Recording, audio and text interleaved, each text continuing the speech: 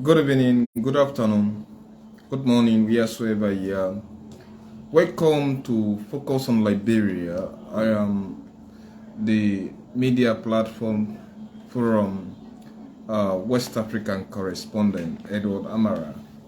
Welcome to this highly interactive program where we educate, inform, and entertain people, and also we give you careful and quality information based on current happening in Africa. We all know Africa is an interesting country where we have daily news that emanates across the country or across the continent. Most of them not actually favorable, especially when we Africans may think and feel that we should have one or two reasons why we should have a communication on the continent. Maybe we should also understand in Africa we have different types of things that normally happen.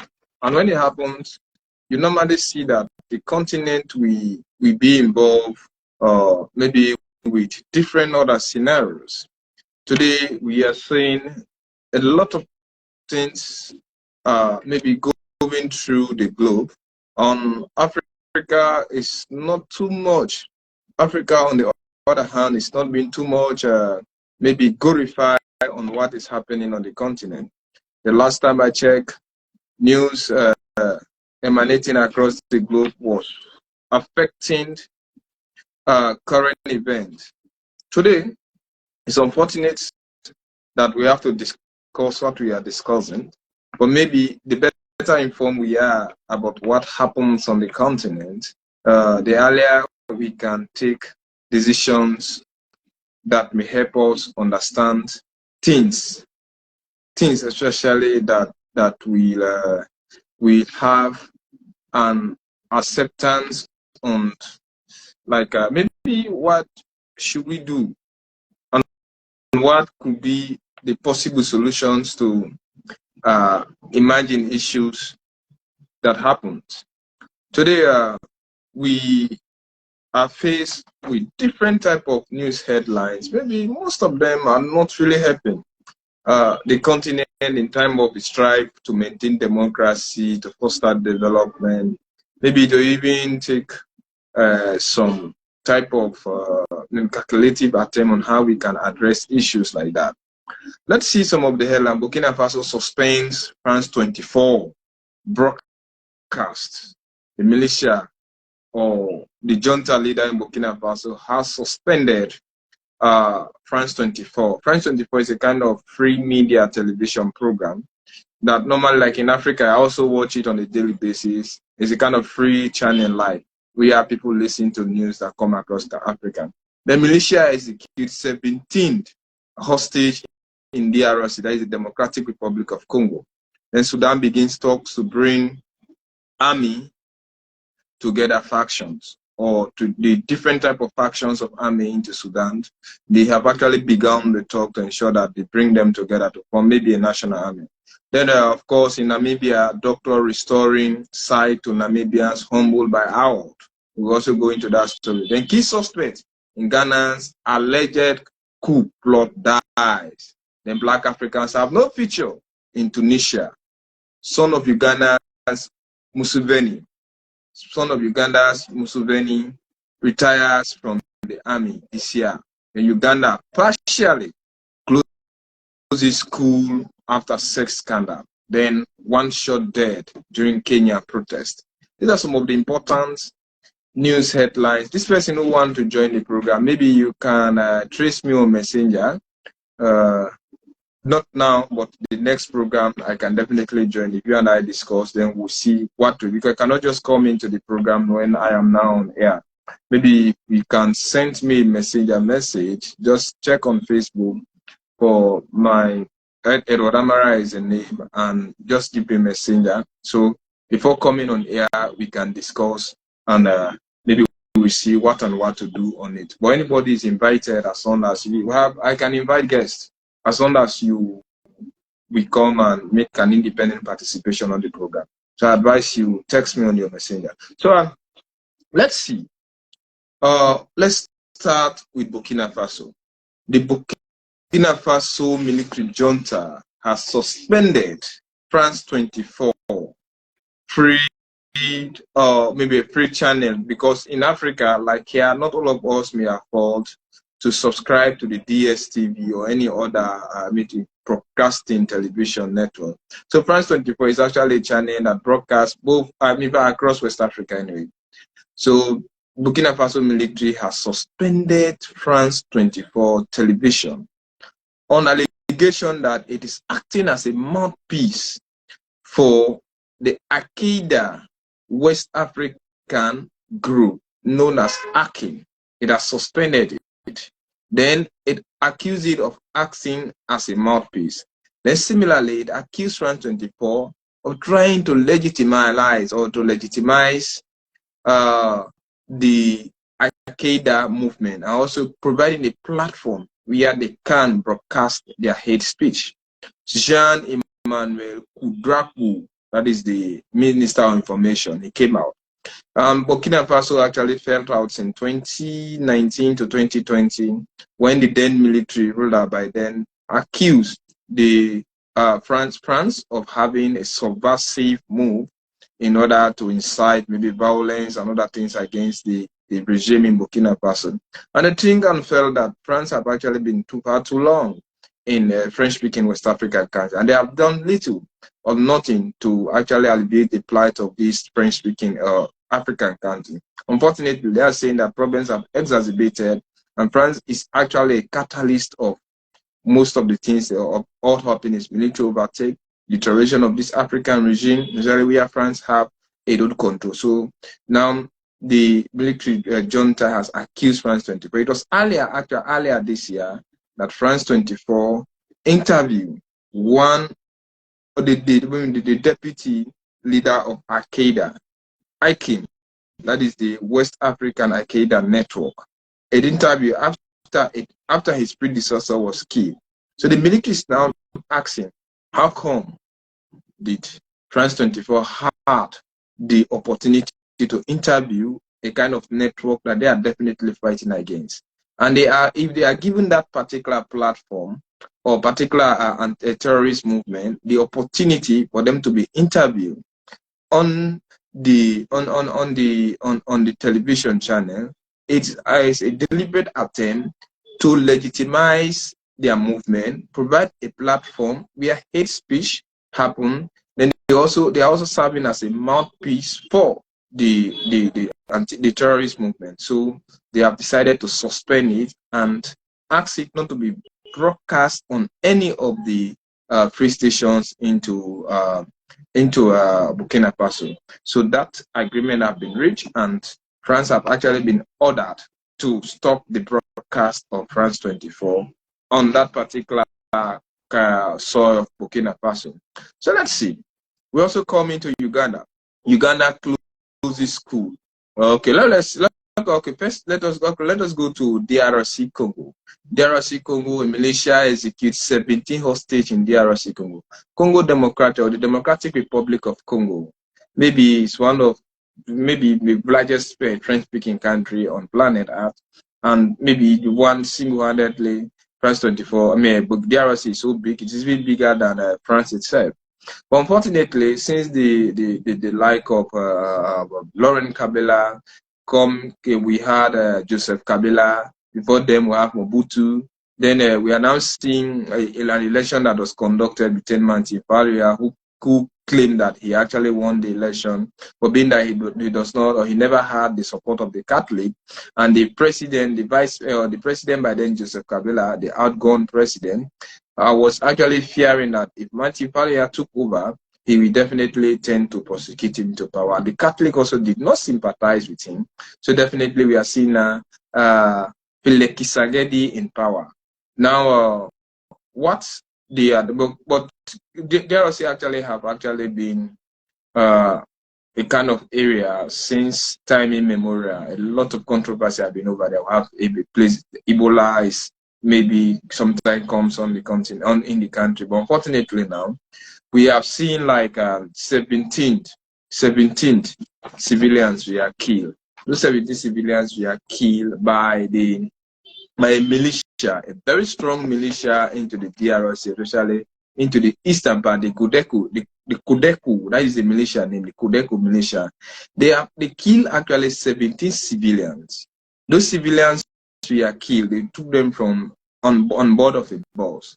They actually accused them of killing the Dugoro in the Dugoro region in the eastern part of Congo. They accused those civilians of having assaulted and also killing 3 Codeco militias. And the Codeco militias are claiming that they are protecting the Lendu community. And the Lendu community is part of the Ituri region. So they actually claim that they are protecting those communities, especially from attack. So we have seen that of late in DRC Congo. Things are not actually happening the way it has been anticipated. And with type of long war, we have seen a lot of militias because the area is full of forest. Then people even tend to, you have militia who organize themselves in faction, like the Lendu community where you have found the Ituri people. Then you even see that the Houthis and Tutsis are also found into into DRC Congo. So the war has taken so long to understand that huge amount of people organize themselves into clans, into militia, by tribal section to ensure that they are being protected. So if you attack a tribe who is definitely powerful, they may end up also to attack you. So those 70 civilians. Unfortunately, a pregnant woman was among. The pregnant woman was among who was definitely being killed. Then let's see, we'll go to the third story. Sudan is actually calling for its militia or those insurgent group within the country to come together to form, in order for them to form the national army. Maybe a similar thing that happened under PS in Kolozinza during the time when Burundi decided to come to like the CNDD, FDD, have different type of warring factions will come together to form national army. And this militia actually played huge role to ensure that Omar al-Bashir actually left the helm of affairs in 2019. But yet Sudan is not being totally under good governance system. And since the arrest and detention of Omar al-Bashir, one coup d'etat has taken place another. Then finally, Fatal, who is now the general into power, is making a massive move to ensure that he actually organizes this military, the sub-sections of the factions within the country to come to form a national army. Maybe they can share their own interest to see how war may be prevented. Because if you have all of those militia coming into a single Sudanese army to ensure that they protect the country, maybe he thinks and feel that coming with the military together to form an army of national unity will prevent further war. So that is what the military strongman think and feel that, okay, let me just go ahead and do this thing and see what will be the solution. But mind you, most of them are actually on the United Nations watch list, United States, and other places. And it is only in Sudan. We are most of the private businesses, most of those military actually are entrepreneurs. They have been into power for quite a long time. That is why they are even afraid not to prosecute al-Bashir in court, especially like the United Nations court, because they know very well that if the head of Bashir rules, many heads are going to rule. So if many heads are going to rule, they wouldn't want the head of Bashir to rule in a private court or a court that will have the audacity to come with other foreign witnesses for them to be prosecuted. So if we are seeing, we shouldn't be surprised if we learn that Bashir dies in the hands of the military, because it's definitely possible, and they wouldn't want any other person maybe to prosecute them. So what they are now saying, then, let's try to come with a national army. We are all the military. We come together to form a national army that will protect Northern Sudan. And we all know we are seeing Southern Sudan, the youngest country on earth. Unfortunately, South Bakia and Riyad Machar are no longer seen eye to eye. We are seeing the Dinka community, all of these things rape. In fact, in the Sudan, let me just say Sudan per se. Sudan means black people. The Sudanese per se, in fact, it have most of the world's greatest traumatized people are found into the Sudan. And most in Africa, where the high number of mentally ill or head people are actually found into those Sudan. So it's a very dire situation. The president or the military leader over there wants to ensure that he come with this faction into power to see how they can be prevented from committing further war crime. So let's see. Doctor restoring sight to Namibians humbled by owl. Forbes have actually awarded a doctor in Namibia. A doctor in Namibia have been awarded ophthalmologist Dr. Helena Dumi. Ophthalmologist Dr. Helena Mulis have actually been awarded by Forbes 50 over 50 powerful houses, especially for for females. This doctor has actually claimed around 38,000 people, which are Namibian, poor Namibians, have actually received or sight have been restored under their operation. It is free of cost. She also acknowledged the contribution of other international humanitarian or philanthropic organizations into her assiduous work. She said some people were actually blind for over 10 years, and the operation normally lasts for 15 minutes. After that, they have congratulated her. It is not for the sake of money, but some people, according to her, she claimed that most people are actually blind in Africa because when the situation that may lead you to blindness may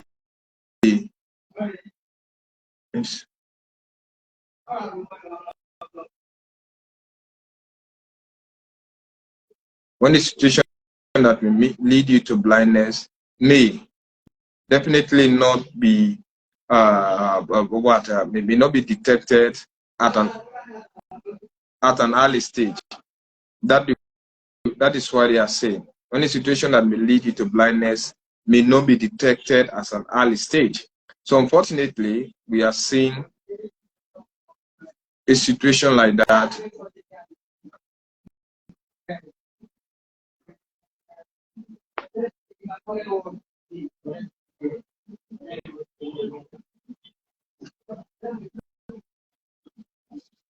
So we are seeing things like that are definitely happening. Sorry, it was network. Things like that are very definitely happening, and we have to see how things like preventing somebody from blindness. Unfortunately, on the continent of Africa, what we have normally experienced and seen in the past year is that each time somebody, especially like well-placed politicians, face a certain problem, say when it comes to eyesight problem, they create a weakening situation on the continent and they seek medical help abroad.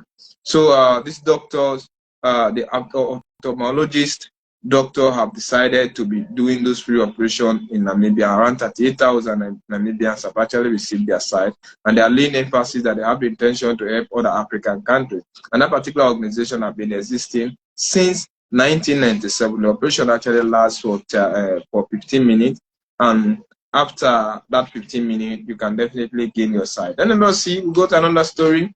Key suspect in Ghana coup d'etat, an alleged coup d'etat attempt in Ghana in 2019. The key suspects have actually been found dead in Accra. It was alleged, widely alleged in 2019 that 6 people made solid attempt to disrupt Ghana to create a situation, a pandemonium, a chaotic situation where the government will definitely be overthrown. So those people were arrested, but Mr. Mark Palmer, who owned a Cedar clinic, it was actually the clinic was being searched during the time of alleged coup attempt into Ghana. The clinic was being searched.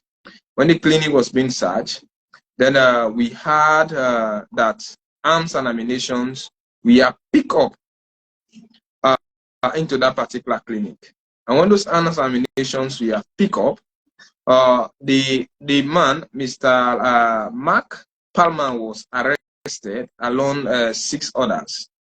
And in 2020, he was actually granted bail. And he's actually from the eastern region, Kwandu Eastern region, where they have the separatist movement into Ghana. It was alleged that they want a secession, like they want to become an independent region into Ghana. So because of that, he was actually on trials for treason and attempted coup on the government of Ghana.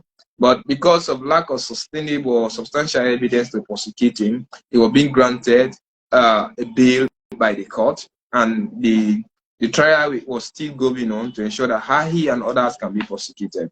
It was only on Saturday that, according to news emanating from Ghana, that the man fell in his home and was picked up dead. So we are yet to confirm any medical result that may actually corroborate or confirm the reason why this man who was being accused of having maybe orchestrated the plan to overthrow Ghana.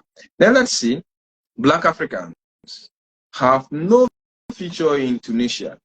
This is perfect. Apart from Tunisia, in the Arab world, I can clearly tell you that Black Africans do not have any feature in Africa, in North Africa.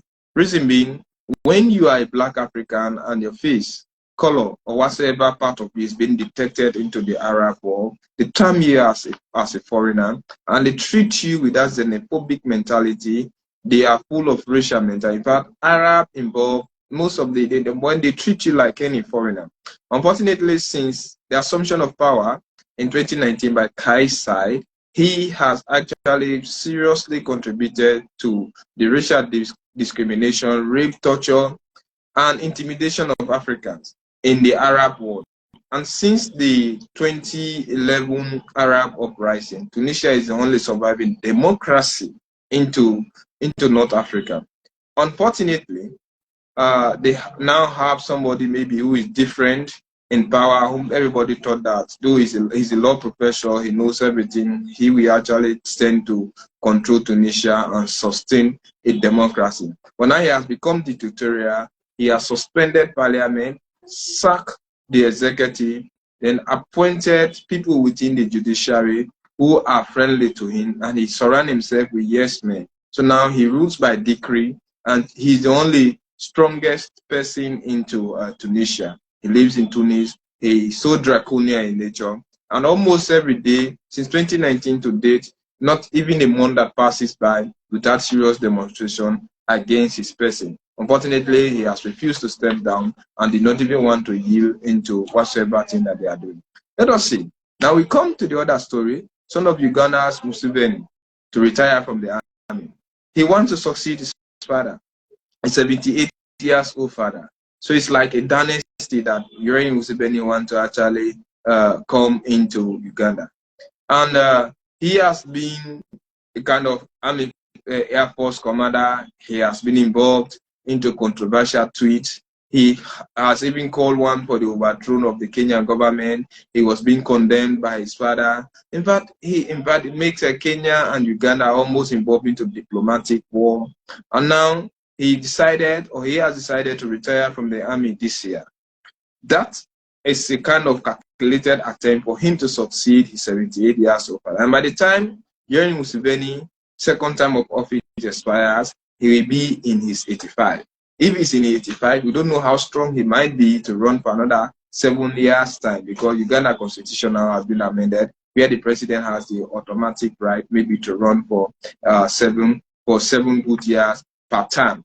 And initially it was 5, but he amended the constitution that empowered him to run for 7 years and suspended the presidential term limit. So now he will definitely, especially the age limit in the constitution, because before this time, a man in his 70s should not be allowed to run as a president of Uganda. You can only run as president of Uganda when you are in your 60s. But now he's now 78, and by the time his term expires in office, he will be 85. So his son has definitely retired. That is a kind of calculated attempt, because in Uganda, the constitution bars somebody who is actively serving into the army to run for the presidential throne. So I think and feel that his father is carefully and adequately preparing him to see how he can wrestle with the like of Bobby Wine to ensure that he stick himself into power. So his son has decided to retire. So Uganda also partially closes the boarding home school when it was being alleged that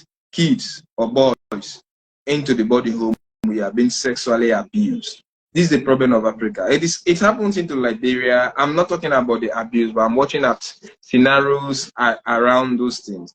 You have schools that are established without the ministry consent, and even if they happen, happens to be established with the ministry consent, even if they happen to be established with the ministry consent, sometimes they may not meet the requirement. And if they do not meet the requirement, even the learning ability of the children can easily be hampered.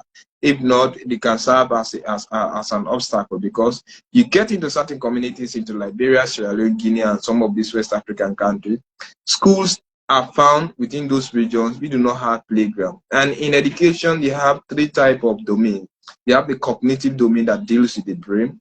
You have the affective domain, of course, our attitude.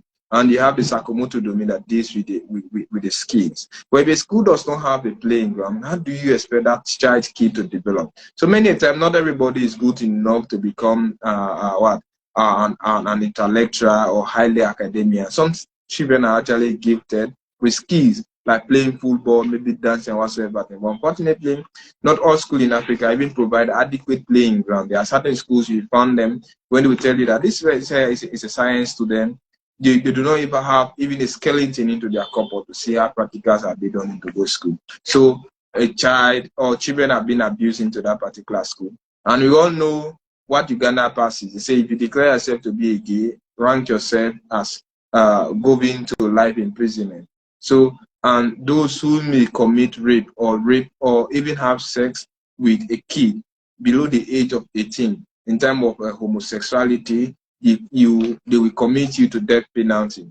And the United States is seriously against that. It is up to Museveni to either sign the law and become enemy with the West, or reject the law and still welcome the West into the country, or certain donors. But Museveni have been one of maybe the proponents against that particular gays and lesbian mentality on the continent. We are seeing how he will actually navigate around those things. So finally, this is a topic that maybe that is affecting both South Africa and Kenya. One shot dead during Kenya protest. Then today, Raila Odinga has called, or from last week Monday, he called for a general protest. A general protest against the William Ruto government. He's still claiming victory into a kind of election that was popularly won by William Ruto. The Supreme Court confirmed that he took the case to court, or made an attempt to take the case to court, and he threw out the case because there was no substantial evidence that can actually confirm his allegation. So now Ruto is the president-elect. But Raila Odinga has actually called on Kenyans to demonstrate every Mondays and Thursday against the William Ruto-led government until he thinks and feels that William Ruto resign, and he will definitely be crowned as the president of Kenya. Now, he also alleged that the government has failed to live up to its social responsibility, like basic food or basic needs of Kenyans is now skyrocketing. And based on that, the common Kenyans who cannot have the opportunity or the ability or the financial viability to buy food on their own. So he's definitely calling upon these Kenyans to demonstrate against William Ruto. Then today, unfortunately, what happened? We don't know. This maybe is an accusation, but some journalists, they said they were being attacked, put under a gunpoint. Some have been attacked with machetes, knives, and their cameras, mobile phones, and other valuables were snatched away from them. But the worst of all, we saw the former president, Uhuru Kenyatta, farm in Nairobi was being attacked.